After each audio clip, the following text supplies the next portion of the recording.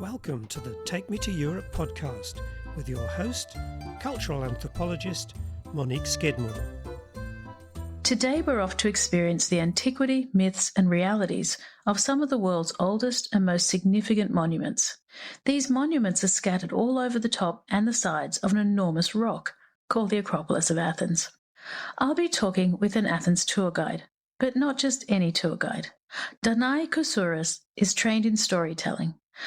The Acropolis has been fortified for many, many years now, but no matter how steep the sides of the Acropolis and how mighty its walls, the city was vanquished several times over.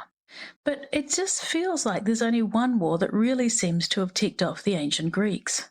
The Greco-Persian Wars, when they were finally over, left Athenians wanting to build eternal monuments to celebrate their democracy, civilization, and arts.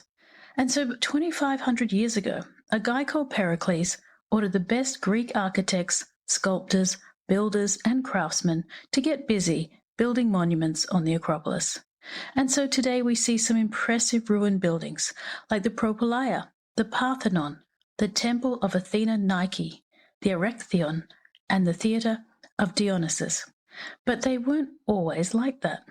And to understand why they built what they did, you have to understand what ancient Greeks believed happened at the Acropolis. Because the Acropolis was the place of the gods.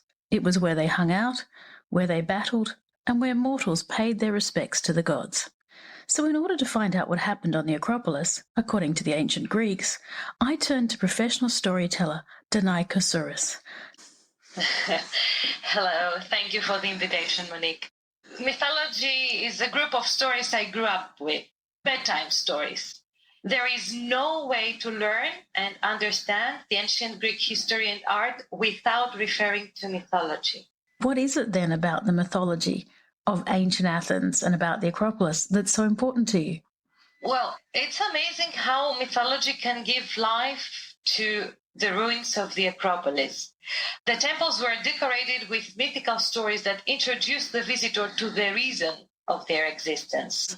So for the last 2,500 years, visitors, tourists, travellers, they've all walked up and panted their way up the Acropolis hill to come to the great entrance to the Acropolis, the Propylaea. But before this impressive entranceway is a small temple. Why is there a tiny temple of Athena Nike jutting out from the entrance of the Acropolis? Goddess Athena, being the goddess of wisdom and war strategy, in this temple is worshipped as the goddess who helps the Athenians to be victorious. She stands by them in time of war, and she helps them to prevail in the battlefields. To be more specific, the Athenians depicted on the temple one of the most defining battles of their history, the Marathon battle against the Persians. It is the battle when the unexpected happened. The tiny little Athenian army defeated for the first time the huge, powerful Persian army. The thing is that many battles followed after that. It's a war that lasted for approximately 15 years. At the end of the war, the Greeks prevailed. The Athenians were the leaders of the Greeks.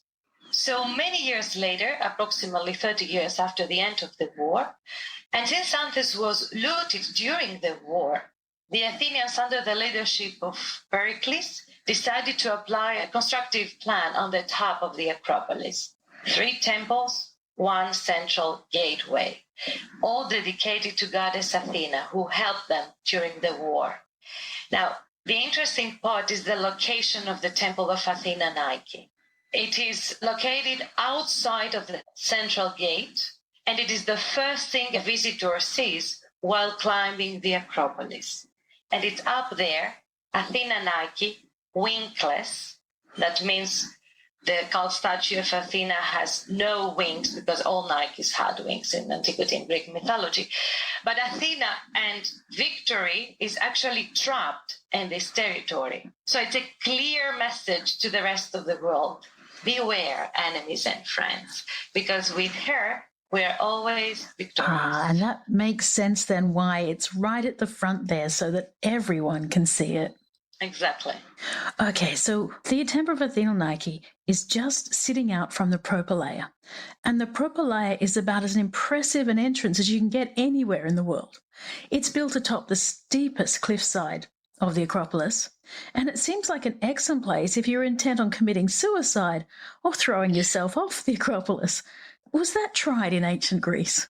Yes, this has happened many times in real life, but only one time in mythology. And that's the one we're interested in. Yes, that's the story of King Aegeus. The king of Athens. His son is Theseus, a top-notch hero of the city. He sailed to Crete in order to kill the Minotaur. The Athenian ship had sailed Athens in black sails. But before he goes, Theseus gave a promise to his father to change the sails in white in case his mission is accomplished and if he survives. So the father, Aegeus, is waiting on the top of the Acropolis. Even the modern visitor of the Acropolis, if he turns his back to the Propylaea, has a clear view of the port of Athens. So he can feel the agony of Aegeus waiting for his son. Theseus goes to Crete, he enters the labyrinth, he kills the beast, and he's on his way back to Athens. And there is a real celebration on the ship. Wine dances, you get the picture, right? And they forgot to change the sails. Aegeus stares the sea, and he sees the Athenian ship returning in black sails. He thought his son is dead, and he finds no other reason to continue with his life. He fell off the cliff, and he died. The body of water you see from the top of the Acropolis is named the Aegean Sea in order to honor him, so nobody would ever forget his story. Well, after that sad story about Greeks who were having too good a time on the boat and simply forgot to change the sails, let's go through the Propylaea and come to the flat top of the Acropolis. We see once we cross the Propylaea is the western part, let's say the back side of the temple. So on the very top, the Athenians decided to depict the story of Athena and Poseidon, but we'll come back to this story later. The most important part of the temple is the eastern part. And there we have the story of the birth of goddess Athena. All gods arranged. In the center, we have Zeus on a throne, Athena on his side. A level down, we have what we call the metapiece in archaeology, square panels with reliefs depicting mythical battles, Amazons against the Athenians, the Trojan War, the centaurs against the Labids. It's the struggle, what is represented there, the eternal human struggle against the forces of nature and the enemies. Inside, behind the columns, on the top of the external wall of the temple, we have the Panathenaic procession, which was a real event in ancient Athens, celebrating the birthday of goddess Athena, a great procession. The whole society participated, climbing up the Acropolis, offering gifts to their goddess. And a lot went on in the Parthenon. So as a political monument, there's one central myth, though, that explains the importance of the Parthenon to Greece and to Athens. Can you tell us what that myth is? It's definitely the story of the birth of goddess Athena. So according to the story, it's Zeus, the father of Athena, who was informed by a prophecy that the child his wife has, and that time his wife was Metis, not Hera yet, would give him a grandson that eventually will dethrone him and kill him, so he will lose his power. And you understand, he didn't like that. So he tries to find a way to eliminate the danger. Metis is a titan, so she cannot die. So he has to find another way. He had a plan. One day he enters into her room with an idea. Darling, he said, let's play the transformation game. Can you change your form 3 times in 3 different things? And innocent Metis responded, yes, of course, said, well, look at me. And one time he became a big brown bear. The next time he became a river. The third time he became a tiny little fly. And as a fly, she was flying around Zeus' head, tickling him. But when the time was right, Zeus opens his mouth and ate the fly. Problem solved, right? He ate her. Not at all. A few months later, he suffered from terrible headache. So he asked for help. And his son Hephaestus runs with his axe and cracks Zeus' head. And out of the opening of his head, we have a goddess Athena, an adult in full armor. And this is the moment that is captured by the ancient sculptors. So in the center of this pediment, we have Zeus looking on his daughter for the first time, face to face. And Athena noticed that her father is not happy with her existence, and she asked the reason. And Zeus told her about the prophecy. And this is the moment that Athena promised her father to stay forever a virgin goddess, a maiden. She will never have a husband or a child in her life. And the Greek word for virgin is Parthenos. And this is the reason why the name of the temple is the Parthenon, because it's the house of the maiden. So beautifully described. They're really quite complex stories. And you've done a wonderful job of getting us right to the actual name of the Parthenon. Well, the bottom line of this story is that it's not by chance we have the birth of Athena as a central myth of the Parthenon. Because remember, these temples were built after the Persian War. It's the beginning of the golden age of Athens. A new goddess is born. A new era begins for the city. And when we've got this beautiful, enormous building that is just so impressive, you then turn to your left and you see an odd but lovely, but odd and small building that seems a little out of scale compared to the Parthenon.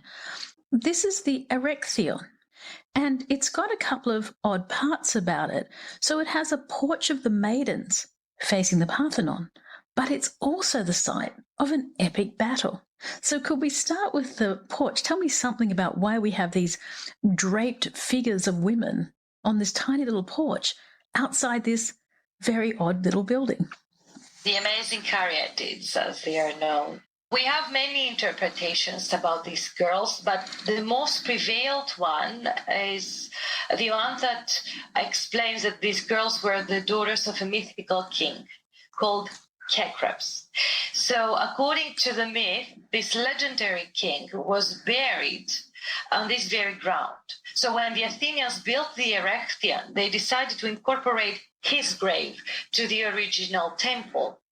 And over his grave, they created this porch that instead of columns, they put these female statues of amazing beauty. Girls originally holding vessels on their hands. The vessels had sacred liquids, let's say wine or olive oil, and holes on the bottom. So the liquid dripped on the ground. This is a religious ceremony. It's paying libation, pouring libation to the dead king, but also to the dead of the city. My favorite thing about the Erechtheion is the battle between two gods. Can you tell us why the Erechtheion looks the way it does? That's a very good question. Well, the Erechtheion, we can safely tell that it has a three-partite division. It's the balcony with the maidens, dedicated to Cecrops. The central room is dedicated to Athena. And the third room, another beautifully decorated porch with Ionic columns, was dedicated to Poseidon. So we have three personalities being honored there, right?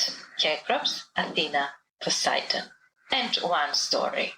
So when Cecrops was let's say, the king of the region, called Cecropia back then, he wanted to find the most suitable god to become the protectress of his city.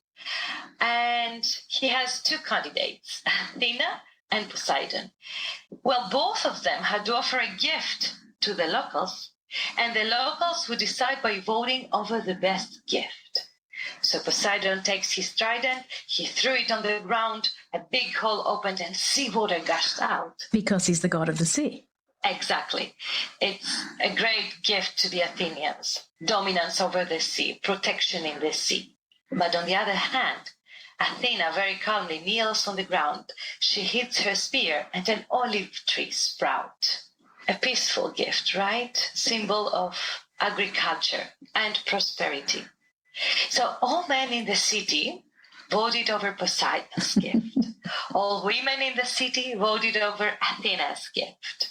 And thankfully, women were more than men. And this is how Athena wins the competition. The city was named after her because of her gift. And at the Erechtheion now, we can see the olive tree. The olive tree, exactly. Not the mythical olive tree. No, maybe not.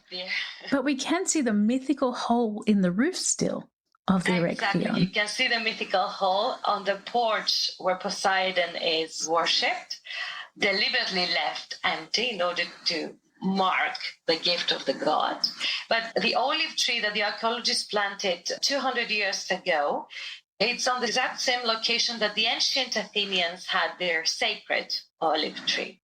Through the hole in the Erechtheion roof, where Poseidon's trident flew through the air, it struck the ground, and we can see marks in the ground and a spring. Is that right?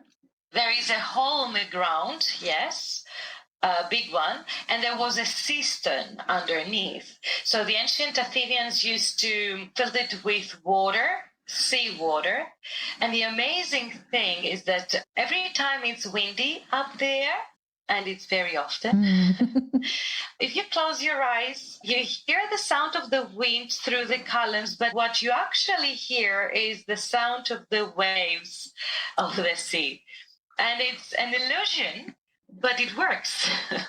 Danae, I'd like us now to take a quick wander down the slope of the Acropolis to the last structure that I'm hoping we'll have a chat about today, the Theatre of Dionysius. And I do a terrible job at pronouncing that word. Well, it's not just any theatre. It's the place where the notion of theatre was born. Dionysus was the god of wine, the god of drama, the god of theatre. So in this little corner of the earth, the Athenians decided to honor this god with religious festivals. Part of these festivals were the theatrical contests, the presentation of the tragedies and the comedies. And now think about it. The tragedy and the comedy are amongst the most influential literary inventions of Greece, right? And it is there that tragedy and comedy as a genre is being given its definitive form, always in a religious frame. A theater for the ancient Athenians was not only entertainment, but it was the best way to teach the society the stories of the gods, the heroes, the kings, their past, the values of life, and how to become and act as citizens. So this little theatre down the slope of the Acropolis was in fact the birthplace of Western theatre. Exactly. So there you have it, a quick dip into the lives of the gods and goddesses of Athens, a look at what those ancient playwrights got up to in the Theatre of Dionysus, and some great tips about your next trip to the Acropolis of Athens. I'd like to thank the wonderful and knowledgeable storyteller and tour guide Danae Kousouris from Alternative Athens. Thanks for listening to this episode of Take Me to Europe podcast. Hop onto our website, takemetouropetours.com, and sign up to our newsletter to learn more about Europe's hidden and most exciting destinations. And don't forget to subscribe to the podcast series.